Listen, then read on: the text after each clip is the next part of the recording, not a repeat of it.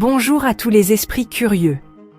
La persévérance n'est pas réservée à une élite, ni à ceux qui remportent des médailles ou qui font la une des journaux. Elle se manifeste dans la vie de tous les jours, chez chacun d'entre nous, dans des gestes parfois invisibles mais essentiels. Imaginez une mère célibataire qui se lève chaque matin avant l'aube pour préparer le petit déjeuner de ses enfants, puis enchaîne 2 emplois pour subvenir à leurs besoins. Ou encore un étudiant qui, malgré ses difficultés scolaires, continue de réviser chaque soir, refusant d'abandonner ses rêves. La persévérance, c'est aussi ce retraité qui décide d'apprendre à jouer du piano, une note à la fois, malgré la raideur de ses doigts. C'est une force discrète, présente en chacun de nous, souvent silencieuse mais toujours là, prête à se révéler dans les moments de doute ou de fatigue. Elle ne crie pas, elle ne s'impose pas, mais elle murmure à l'oreille de ceux qui hésitent. Continue, un pas de plus. Elle ressemble à une graine. Il faut l'arroser, la nourrir, même quand le ciel est gris. La croissance est lente, parfois invisible, mais chaque goutte compte. Comme un jardinier qui, chaque matin, prend soin de ses plantes sans voir immédiatement le fruit de ses efforts, la persévérance demande de la patience et de la foi dans le processus. Ce n'est pas dans les exploits, mais dans la répétition des petits gestes quotidiens qu'elle s'exprime. C'est dans la constance, dans la routine, que la force intérieure se construit. Un écrivain qui noircit page après page, même lorsque l'inspiration manque. Un sportif qui s'entraîne sous la pluie, alors que personne ne le regarde. Ce sont ces efforts invisibles qui, accumulés, forgent le caractère. C'est le courage de continuer quand l'enthousiasme s'estompe, quand la motivation faiblit et que la facilité d'abandonner se fait sentir. Comme ce coureur qui, malgré la douleur dans ses jambes, décide de franchir 1 kilomètre de plus. Ou cet artiste qui, après des dizaines de refus, continue de présenter ses œuvres. C'est la discipline de se relever après chaque chute, d'accepter l'échec comme une étape et non une fin. Les plus grands inventeurs, comme Thomas Edison, ont échoué des centaines de fois avant de réussir. Mais chaque tentative, chaque erreur, était une leçon précieuse sur le chemin de la réussite. Chaque effort, même minime, polit notre caractère et révèle notre potentiel. C'est dans l'accumulation de ces efforts que l'on se transforme. Comme le bois qui devient lisse sous l'action répétée de la main, notre personnalité s'affine à force de persévérance. La persévérance, c'est croire au processus, même sans garantie de résultat. C'est accepter l'incertitude et avancer malgré tout. Comme un alpiniste qui ne voit pas le sommet, mais continue d'avancer, pas à pas, convaincu que chaque effort le rapproche de son but. Le chemin n'est jamais droit. Il y a des détours, des impasses, mais chaque pas enseigne. Elle s'accompagne de patience et de confiance, car chaque détour a sa leçon. Parfois, ce sont les obstacles qui révèlent nos ressources insoupçonnées.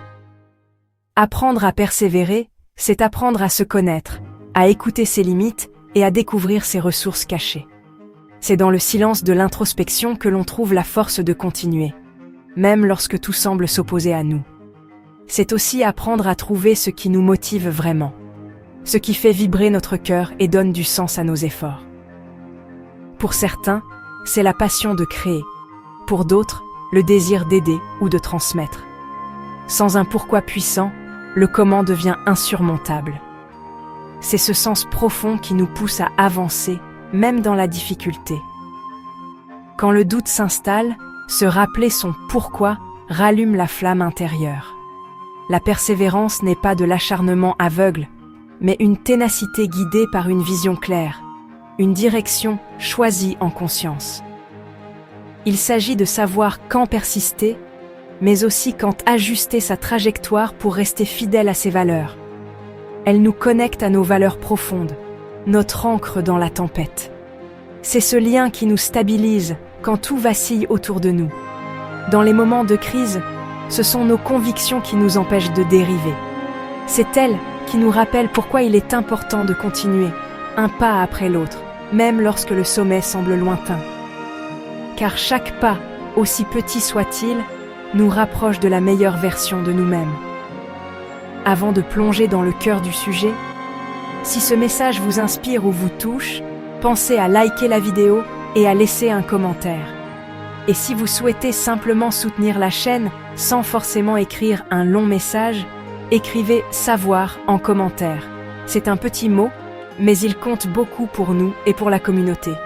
Merci d'être là, et maintenant, entrons ensemble dans le vif du sujet. Le doute accompagne souvent nos plus grandes ambitions, surgissant précisément lorsque nous nous apprêtons à sortir de notre zone de confort. Imaginez un étudiant qui s'apprête à passer un examen décisif, ou un entrepreneur sur le point de lancer son premier projet. Dans ces moments, le doute s'infiltre, chuchotant que l'échec est possible, voire probable. Pourtant, il est important de comprendre que le doute n'est pas un ennemi. Il n'est pas là pour nous détruire, mais pour nous protéger. Il agit comme un mécanisme d'alerte, nous poussant à réfléchir, à anticiper les obstacles, à nous préparer davantage. Le doute questionne nos choix, il nous pousse à examiner nos motivations et à évaluer nos chances de réussite. Parfois, il nous protège d'un danger réel, comme lorsqu'il nous fait relire un contrat avant de le signer, ou nous incite à demander conseil avant une décision risquée. Mais le doute reflète aussi nos peurs et nos expériences passées. Il amplifie nos failles, ressasse nos échecs et oublie trop souvent nos succès. Par exemple, après une déception, il peut nous convaincre que nous ne sommes pas faits pour réussir, même si nous avons déjà surmonté des défis similaires auparavant. Le doute crée alors un récit intérieur où l'échec semble inévitable, où chaque obstacle devient une montagne infranchissable. Il nous fait croire que nos efforts sont vains, que la réussite est réservée aux autres.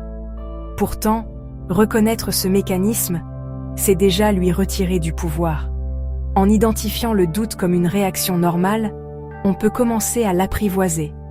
Par exemple, un artiste qui doute de son œuvre peut choisir de partager son travail malgré ses craintes, découvrant ainsi que ses doutes étaient infondés. Le doute se manifeste de multiples façons. Par la procrastination, lorsque l'on repousse sans cesse une tâche par peur de mal faire. Par le perfectionnisme, qui nous pousse à ne jamais être satisfait de notre travail, ou encore par la recherche constante de validation auprès des autres, comme si leur approbation pouvait apaiser nos incertitudes. Le doute change de forme selon nos vulnérabilités. Chez certains, il se manifeste par la peur de l'échec, chez d'autres par la peur du regard des autres ou de ne pas être à la hauteur. Il s'adapte à chaque situation, exploitant nos insécurités les plus profondes. Mais il est crucial de se rappeler que le doute ne dit pas la vérité. Il exprime une peur, pas la réalité. Ce n'est pas parce que l'on doute que l'on va échouer. Bien souvent, ceux qui réussissent sont ceux qui avancent malgré leurs doutes, pas ceux qui n'en ont jamais. Il est donc essentiel d'écouter le doute, de comprendre ce qu'il veut nous dire, mais de ne pas lui laisser la barre. Il peut nous signaler un danger ou une faiblesse à travailler, mais il ne doit pas diriger nos choix. Le doute n'est qu'un membre anxieux de l'équipage, pas le capitaine. Il peut donner son avis, mais il ne doit pas décider de la direction à prendre.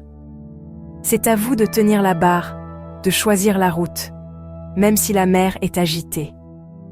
La décision finale vous appartient. Osez avancer, même avec le doute à vos côtés, car c'est ainsi que l'on grandit et que l'on découvre sa véritable force. Le doute, c'est comme ce petit oiseau fragile que l'on tient dans ses mains. Il peut s'agiter, vouloir s'envoler, ou rester tapi, silencieux. On ne peut pas fuir le doute, mais on peut apprendre à l'apprivoiser. Il fait partie de la vie, comme une ombre fidèle qui nous suit partout. Parfois, il se fait discret, à peine perceptible, comme un murmure au fond de l'esprit. D'autres fois, il s'impose, envahissant chaque pensée, chaque décision, jusqu'à nous paralyser. Mais il n'est pas notre ennemi. J'ai souvent vu des amis, ou moi-même, confondre le doute avec un échec personnel. Mais la première étape, c'est de l'accueillir sans jugement. Dites-vous simplement « je ressens du doute » au lieu de « je suis nul ». Reconnaître le doute, c'est déjà faire preuve de lucidité et de douceur envers soi-même. Cette nuance, aussi subtile soit-elle, crée une distance. Elle redonne du pouvoir. Vous n'êtes pas défini par vos incertitudes, vous les observez simplement passer, comme des nuages dans le ciel. Un ami m'a confié un jour: quand je me sens submergé, je me regarde dans le miroir et je me rappelle que je ne suis pas mon doute. Dialoguez avec votre doute. Demandez-lui: de quoi as-tu peur? Qu'essaies-tu de me dire? Parfois, le doute révèle des besoins cachés ou des blessures anciennes. Une amie, avant de lancer sa petite entreprise, a pris l'habitude d'écrire à son doute comme à un correspondant. Elle a découvert qu'il voulait la protéger de l'échec, mais aussi qu'il l'empêchait d'oser. Demandez-vous, quel est le pire scénario? Souvent, l'imaginer en détail permet de relativiser. Répondez à votre doute avec des faits, de la logique et surtout de la bienveillance. Rassurez votre esprit comme vous le feriez pour un ami cher. J'ai vu un collègue, avant une présentation importante, se parler à voix haute. Même si tu te trompes, tu apprendras. Tu n'es pas seul. L'action, même minuscule, est le meilleur antidote. Un petit pas suffit à briser le cercle de l'inaction. J'ai connu une étudiante qui, paralysée par la peur de l'échec, a commencé par écrire une seule phrase par jour pour son mémoire. Ce geste, aussi simple soit-il, a tout changé. Chaque action, même infime, prouve que vous pouvez avancer malgré le doute. C'est ainsi que la confiance se construit, pas à pas, comme une maison pierre après pierre. Un jour, vous regardez en arrière et vous réalisez tout le chemin parcouru. Accepter l'incertitude, c'est choisir le courage plutôt que le confort. C'est oser s'ouvrir à l'inconnu, même si le chemin n'est pas tracé. Je me souviens d'un voyage où, sans plan précis, chaque détour m'a offert une surprise, une rencontre, une leçon. La persévérance, ce n'est pas la garantie du succès, mais l'audace d'essayer malgré les risques. C'est la force de continuer, même quand tout n'est pas certain. Comme cet alpiniste qui, face à la montagne, sait qu'il peut tomber, mais choisit d'avancer, un pas après l'autre. Le but n'est plus seulement d'atteindre une destination, mais d'apprécier le chemin. Chaque détour, chaque hésitation, chaque rencontre enrichit l'expérience. Un jour, vous réalisez que les moments d'incertitude sont ceux qui vous ont le plus appris. Le doute devient alors un simple compagnon de route. Il marche à vos côtés, parfois silencieux, parfois bavard, mais il ne vous arrête plus. Il vous rappelle que vous êtes vivant, en mouvement. Il rappelle que ce que vous faites compte. Que chaque effort, même imparfait, a du sens. Comme ce potier qui, après des dizaines d'essais ratés, façonne enfin une pièce unique, marquée de ses hésitations. Et vous grandissez à chaque pas, transformant l'incertitude en une force tranquille. Elle devient votre guide, discrète mais puissante, qui vous accompagne vers demain, vers de nouveaux possibles. Imaginez-vous au cœur d'une ville animée, le vacarme des klaxons, les conversations qui s'entremêlent, les pas pressés sur le trottoir. Pourtant, au milieu de ce tumulte, il existe une voix plus subtile, presque imperceptible, notre intuition. Elle ne s'impose pas, elle se glisse entre les pensées, discrète mais persistante, semblable à un fil d'or tissé dans la tapisserie dense de notre quotidien. Cette voix intérieure, c'est comme une brise légère qui caresse votre nuque alors que tout autour de vous souffle la tempête. L'intuition ne crie jamais, elle guide, elle murmure, elle souffle doucement de continuer, surtout lorsque tout semble difficile. Imaginez un randonneur perdu dans la brume, chaque pas incertain, mais une petite voix intérieure lui indique la direction, même quand la carte semble inutile. Parfois, cette voix nous pousse à avancer alors que tout en nous voudrait s'arrêter, nous rappelant que la persévérance naît souvent du silence intérieur, comme une graine qui germe dans l'obscurité avant de percer la surface. Cette voix n'est pas celle de la logique ou du raisonnement. Elle vient d'un endroit plus profond, de notre essence même. C'est comme si, au fond de nous, il existait une source claire et pure, à laquelle on peut toujours revenir, même lorsque la surface de notre esprit est agitée par les doutes et les peurs. Elle échappe à la raison, mais elle sait ce qui est juste pour nous, même quand tout semble flou, comme une étoile polaire invisible qui oriente le marin perdu. Pour entendre cette voix, il faut créer du silence autour de soi, mais surtout en soi. La méditation, la marche solitaire, l'écriture dans un journal au lever du jour, ou simplement s'asseoir en silence dans une pièce baignée de lumière. Ce sont des portes vers notre monde intérieur. Dans ces moments, loin du tumulte extérieur, notre boussole intérieure se révèle, comme une carte secrète que l'on déplie dans la quiétude. L'intuition ne nous offre pas un plan détaillé, ni la certitude du résultat. Elle indique simplement le prochain pas, comme une lanterne qui éclaire juste assez pour avancer dans la nuit. Un pas après l'autre, elle nous guide, même dans l'incertitude, comme un explorateur qui s'aventure sur un sentier inconnu, confiant dans la direction, même sans voir la destination.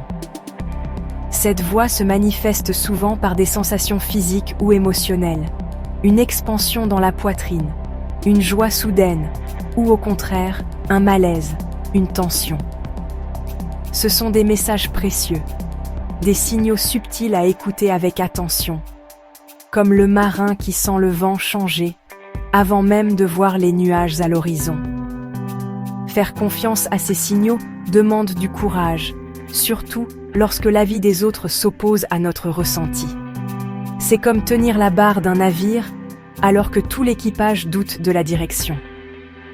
Mais c'est ainsi que l'on se rapproche de soi-même, en restant fidèle à sa propre vérité, même si cela signifie marcher à contre-courant. Cette voix intérieure est le gardien de nos rêves, le rappel silencieux de notre pourquoi. Elle nous relie à nos aspirations profondes, à ce qui nous anime vraiment, comme un fil invisible qui relie l'enfant que nous étions à l'adulte que nous sommes devenus.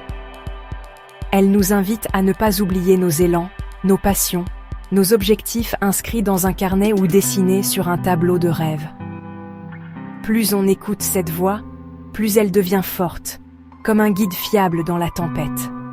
Elle nous donne la force d'avancer, même quand tout vacille autour de nous, comme le phare qui reste allumé malgré les vagues et le vent. Nourrissez cette voix, faites-lui confiance, comme on arrose une jeune pousse fragile. Avec le temps, elle grandira, vous mènera là où vous devez aller, vers la vie qui vous ressemble vraiment, lumineuse et authentique, même si le chemin reste parfois invisible à l'œil nu. Dépasser les noms et les jugements, c'est un défi universel, un passage obligé pour quiconque poursuit un rêve ou un objectif ambitieux.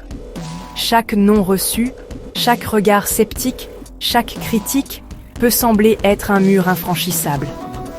Pourtant, ces obstacles sont aussi des tremplins, des occasions de grandir et de se renforcer intérieurement. Prenons l'exemple de Thomas Edison, qui a essuyé des centaines d'échecs avant d'inventer l'ampoule électrique. À chaque refus, il ne voyait pas un échec, mais une nouvelle façon d'apprendre. Il disait « Je n'ai pas échoué.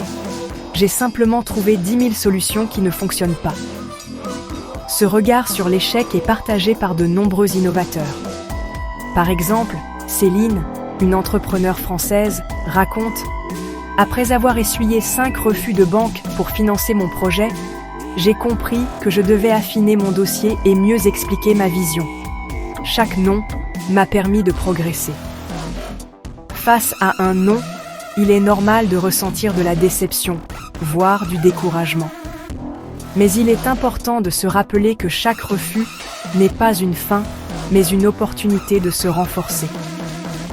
Demandez-vous, qu'est-ce que je peux apprendre de cette expérience? Comment puis-je m'améliorer? Par exemple, Marc, étudiant en médecine, partage. Après avoir été recalé au concours, j'ai pris le temps d'analyser mes erreurs. j'ai compris que je devais mieux gérer mon stress et revoir ma méthode de travail. Pour dépasser les jugements, il est essentiel de cultiver la confiance en soi. Les critiques extérieures ne définissent pas votre valeur. Rappelez-vous que même les plus grands ont été critiqués ou incompris. J.K. Rowling, par exemple, a vu son manuscrit de Harry Potter refusé 12 fois avant d'être publié. Elle raconte « J'ai souvent douté, mais j'ai continué à écrire, car c'était ma passion. » De même, Paul, musicien amateur, confie « Les remarques négatives m'ont blessé au début, mais j'ai appris à distinguer les critiques constructives de celles qui ne servent qu'à décourager. » Voici quelques conseils pratiques pour transformer les refus et les jugements en levier de progression.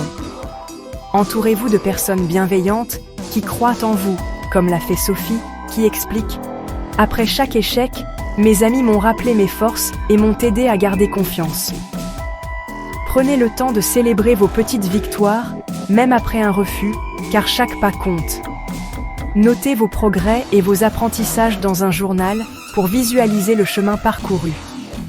Et surtout, continuez à avancer, un pas après l'autre, sans vous comparer aux autres.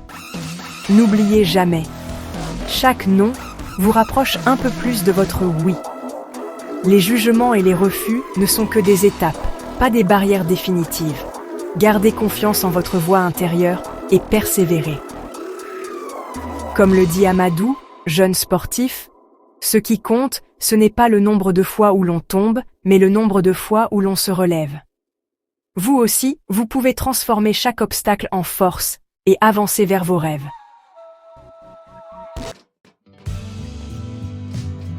La résilience, c'est rebondir après l'échec, mais aussi apprendre à transformer chaque difficulté en opportunité de croissance. Pour développer une résilience inébranlable, il existe des stratégies concrètes et accessibles à tous. Commencez par changer votre regard sur l'échec. Chaque revers est une leçon, pas une impasse. Par exemple, après un examen raté, analysez vos erreurs, identifiez ce qui peut être amélioré et transformez cette expérience en plan d'action pour la prochaine fois. Tenez un journal de succès. Notez-y chaque petite victoire, chaque progrès, même minime. Relisez-le dans les moments de doute. Cela vous rappellera vos capacités et vos ressources. Cette pratique ancre la confiance en soi dans l'expérience vécue, pas seulement dans l'espoir ou l'attente. Se souvenir de ces réussites passées nourrit la motivation pour avancer. Pratiquez la visualisation positive. Chaque matin, imaginez-vous en train de réussir vos objectifs. Ressentez la fierté, la joie, la confiance. Cette technique, utilisée par de nombreux athlètes, prépare le cerveau à croire en la réussite. Le cerveau croit ce qu'il imagine intensément. Plus vous visualisez votre succès, plus vous renforcez les connexions neuronales associées à la confiance et à la persévérance. Préparez-vous activement. Entraînez-vous. Répétez. Anticipez les difficultés. La préparation réduit l'anxiété et augmente la résilience face à l'imprévu. Pratiquez l'autocompassion. Après un échec, traitez-vous avec bienveillance, comme vous le feriez pour un ami cher. Dites-vous, j'ai le droit de me tromper, je vais apprendre et avancer. Entourez-vous de personnes positives et bienveillantes. Partagez vos doutes, acceptez le soutien. Reconnaître la déception est normal, mais rappelez-vous que l'erreur est humaine et universelle. Prenez soin de vos émotions. Accordez-vous des moments de douceur, de repos ou d'expression créative pour accélérer la guérison intérieure. Rebondir, c'est se relever avec gentillesse et détermination, en acceptant le temps nécessaire pour progresser. C'est ainsi que la persévérance devient inébranlable. En appliquant ces stratégies concrètes, vous transformez chaque obstacle en tremplin vers la réussite. La vraie persévérance n'est pas une ligne droite, ni une force brute qui s'obstine sans relâche. Elle ressemble à une rivière qui, face à un rocher, ne s'arrête pas, mais trouve un nouveau chemin, contournant l'obstacle avec grâce et détermination. Parfois, il faut savoir pivoter. Changer de stratégie, pas de rêve. Un sportif adapte sa course pour éviter un obstacle. Un chef ajuste sa recette selon les ingrédients du jour. Un musicien improvise pour transformer une erreur en mélodie nouvelle. La souplesse, c'est cette capacité à transformer l'imprévu en opportunité. Pivoter, c'est écouter la réalité, ajuster son chemin sans jamais renoncer à sa vision profonde. C'est le randonneur qui, face à une bifurcation, consulte sa boussole et ajuste son sac, ou la mère qui réinvente son emploi du temps pour concilier ses priorités. C'est l'étudiant qui, après un échec, change de méthode sans abandonner son objectif. De grandes réussites sont nées d'un pivot intelligent, d'un choix réfléchi et courageux. L'entrepreneur qui adapte son projet, l'inventeur qui teste 1000 prototypes, l'équipe qui change de tactique à la mi-temps, tous illustrent la puissance de la souplesse alliée à la persévérance. Observez les résultats extérieurs, écoutez votre énergie intérieure et ajustez votre trajectoire. Comme l'artiste qui prend du recul sur sa toile, ou le jardinier qui adapte ses soins selon la météo, la souplesse demande d'être à l'écoute, d'oser réévaluer et d'agir en conscience. Si la passion s'éteint pour le chemin, mais pas pour le rêve, il est temps de changer d'itinéraire, sans hésiter. Que ce soit une réorientation professionnelle, un voyage réinventé, ou un choix de vie repensé, la souplesse permet de rester fidèle à l'essentiel tout en changeant de route. Abandonner, c'est renoncer au rêve. Pivoter, c'est tout essayer pour l'atteindre, encore et encore. L'athlète qui se relève, l'étudiant qui recommence, l'écrivain qui réécrit, tous incarnent cette ténacité souple qui transforme chaque échec en apprentissage. Cette souplesse transforme chaque changement en étape d'un processus évolutif, riche de sens. Comme la chenille qui devient papillon, le potier qui recommence son œuvre, ou l'enfant qui apprend à marcher, chaque adaptation est une avancée vers la maturité. La persévérance, c'est une danse d'adaptation constante, une force tranquille qui sait s'ajuster sans jamais perdre le rythme. Le danseur improvise, le chef d'orchestre ajuste, le navigateur change de cap. Tous avancent, portés par la souplesse. Ténacité sur l'objectif, flexibilité sur les moyens, voilà la clé de la réussite. Comme l'architecte qui adapte ses plans, la famille qui se réinvente, ou l'équipe qui collabore pour surmonter les défis, la souplesse donne à la persévérance toute sa puissance et sa profondeur. Le succès n'est pas qu'une question de richesse ou de statut. Il se cache dans les moments simples, dans les efforts quotidiens, dans la capacité à se relever après chaque chute. J'ai longtemps cru que réussir, c'était atteindre un sommet visible de tous. Mais la vie m'a appris que le vrai sommet est souvent invisible, intime, personnel. La vraie persévérance invite à créer sa propre définition du succès. Pour certains, c'est oser changer de voie à 40 ans. Pour d'autres, c'est apprendre à dire non ou simplement trouver la force de continuer malgré les doutes. J'ai rencontré des personnes qui, sans jamais attirer l'attention, ont transformé leur entourage par leur gentillesse et leur constance. Le succès, c'est la personne que vous devenez en chemin. C'est la patience que vous développez, la résilience que vous cultivez, la compassion que vous offrez. J'ai vu des amis échouer, puis se relever plus fort, et c'est là que j'ai compris que chaque pas compte, même les plus hésitants. Redéfinir le succès, c'est se libérer de la comparaison. C'est accepter que notre chemin ne ressemble à aucun autre, et que nos victoires, aussi discrètes soient-elles, ont une valeur immense. J'ai appris à célébrer mes progrès, même quand personne ne les voyait. Votre chemin est unique, taillé sur mesure pour vous. Il n'y a pas de raccourci vers la découverte de soi. Chaque détour, chaque obstacle, chaque détour inattendu fait partie de votre histoire. Chaque effort, chaque pas est déjà une victoire. Même les jours où l'on doute, où l'on avance à petits pas, on construit quelque chose de précieux. J'ai vu des personnes persévérer dans l'ombre, et leur courage m'a inspiré à continuer, moi aussi. La motivation se trouve dans la satisfaction quotidienne du progrès. Ce sont ces petits accomplissements, souvent invisibles, qui nourrissent la confiance et l'envie d'aller plus loin. J'ai appris à savourer chaque étape, à me féliciter pour chaque effort, aussi modeste soit-il. Le voyage devient la destination. Ce n'est pas l'arrivée qui compte, mais la transformation qui s'opère en nous à chaque instant. J'ai compris que le bonheur ne se trouve pas au bout du chemin, mais dans la façon dont on le parcourt. Oser transformer ses rêves en réalité, c'est le plus beau succès. J'ai vu des proches réaliser des projets qui semblaient impossibles, simplement parce qu'ils ont cru en eux, un pas après l'autre. Leur exemple me rappelle que tout commence par une décision, aussi petite soit-elle. Le trésor n'est pas seulement dans le but, mais dans la transformation intérieure. C'est la paix que l'on trouve en soi, la fierté d'avoir avancé malgré les peurs, la gratitude pour chaque expérience vécue.